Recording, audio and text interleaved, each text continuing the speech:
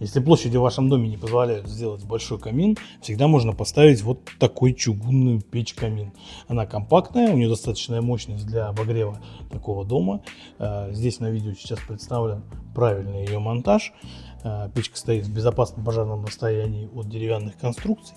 Использован притопочный лист. Комплект дымохода сделан из нержавеющей стали, достаточно большой по толщине. Установлен шибер за печкой, чтобы ее можно было сдвинуть поближе к стенке.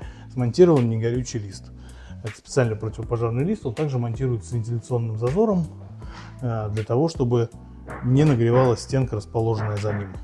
Проход через крышу сделан также в соответствии с требованиями норм пожарной безопасности, утеплен и загидроизолирован с обоих сторон.